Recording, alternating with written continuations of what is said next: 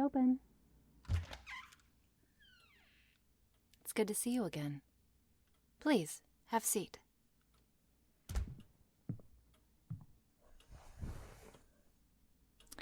So, tell me, how have you been since we last spoke? How are you feeling?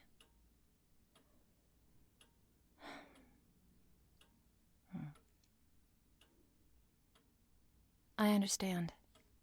I know, this has been a lot to take in, and you're doing wonderfully. Even if it doesn't feel like it now, delving into this painful topic is the key to healing. Or starting to.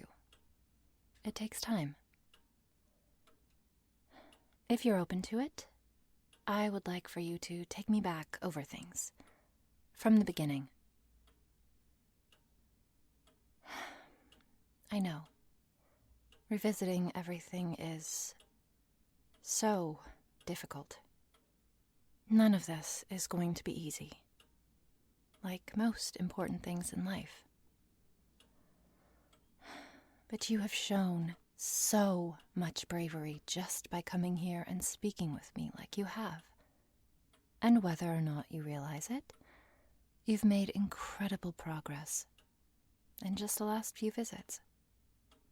So, if you can manage it, take me back. How about we start with the illness? Yes, again. I know. Trust me. I get it. Just as much detail as you can. I think you told me last time that it had been getting worse. The exhaustion. I see. And you'd been to doctors about it, correct? 5, okay. How did that go?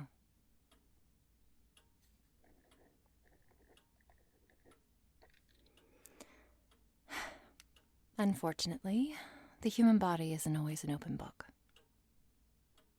I think in times like that, it's helpful to keep an eye on your goal, not to let the negativity stop you from living. Exactly. Now, you said something about physical activity before? Yes, that's it. No long periods of activity. Too tiring?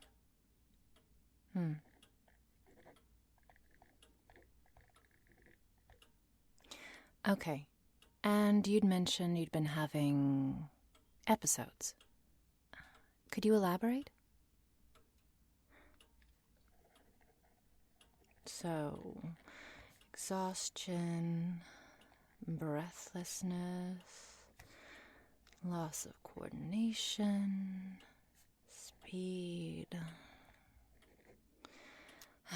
I can see why it was so difficult for you, especially when there are no easy answers. Had you considered a specialist?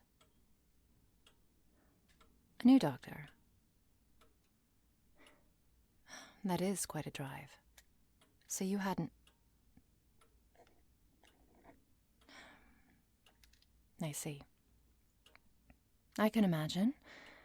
With your condition, falling asleep at the wheel would be a very real possibility. Was that why your husband was... Hey, it's okay. Take a tissue.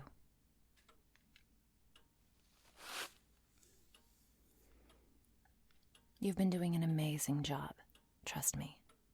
It takes so much strength to do this. Let's move past that for now. You mentioned in the last session that you'd noticed some changes since that night. What did you mean by that?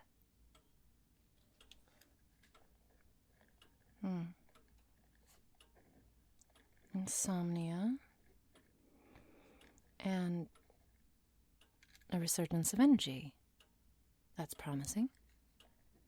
Anything else? You've been breaking things.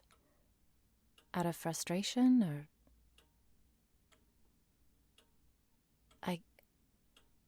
I don't quite understand. What do you mean, accidentally? Is it a loss of coordination? An issue with grip, or...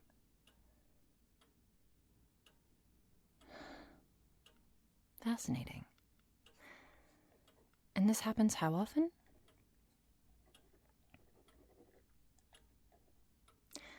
Oh, so in times of stress, you have a sudden burst of energy, or... Huh.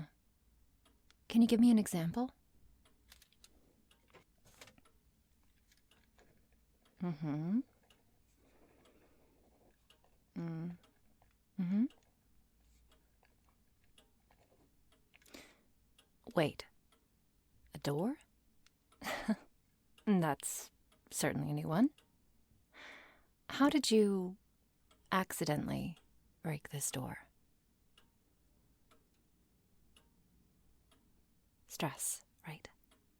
Well, take me back there.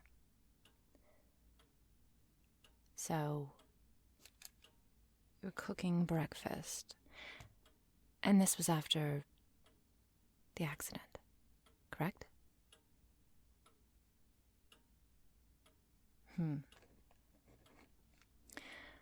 So, you got distracted, the eggs started to burn, and then the smoke. That triggered the fire alarm. And then what happened?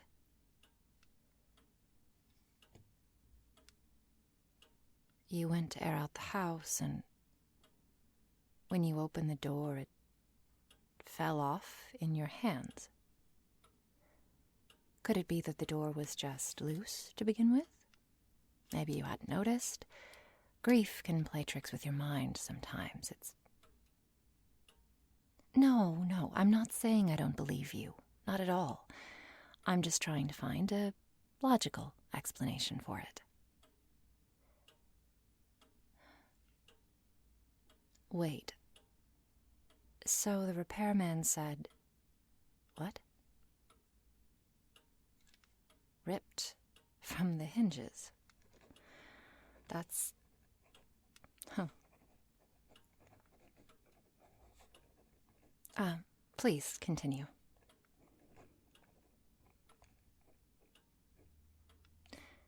And when you went to get some water, the glass just burst in your hand. How bizarre. Anything else? So you finally felt well enough to go for a walk.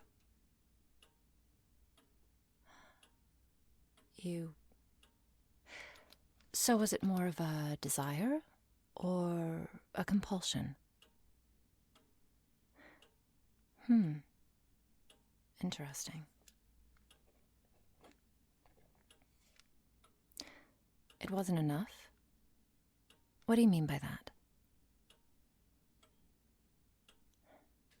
Sprinting? That must be quite a change for you. How long were you out? Weren't you tired? That's quite a long time to be running at full speed. I don't think I could manage it. How often has that happened? The sudden burst of energy that compelled you to run? I see. And so your illness? In remission. Fascinating. You've really been through a lot lately, haven't you? That must be incredibly stressful. But you're doing a wonderful job. Now, the accident. I know it's hard for you, so we'll go slow, all right? If it gets too overwhelming, just tell me and we'll stop, okay? Okay. So Tell me, the night that it happened, what's the last thing that you remember?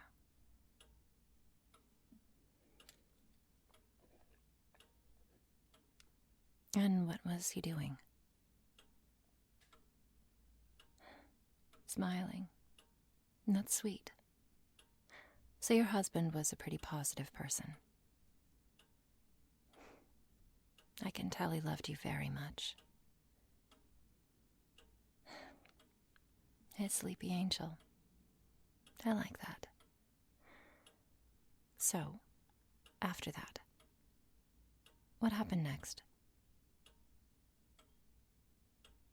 The car was spinning. I see. It's okay. Take your time. If you're ready.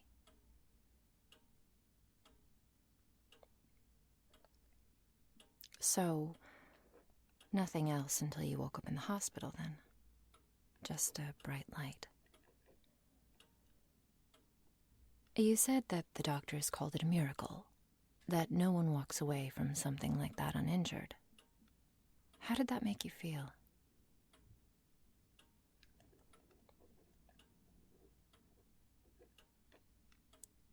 It's called survivor's guilt.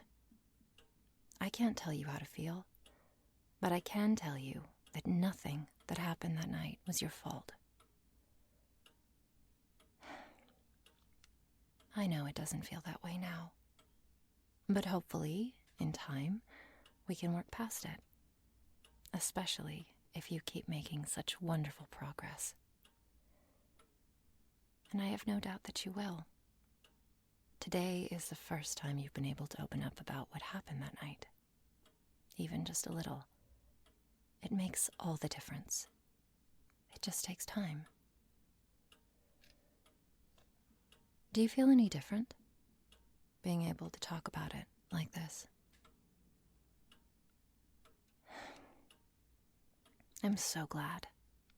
And hopefully, we can work together to lift all that weight off your shoulders. Not just some of it. The changes? To be completely honest, I have no idea. Many people change after going through a traumatic experience, but that's certainly new to me. And that's our time. Thank you so much for coming in to see me, and I look forward to our next visit. Oh, one more thing. Call me Anita, please. Doctor sounds so formal. Same to you. I'll see you next week.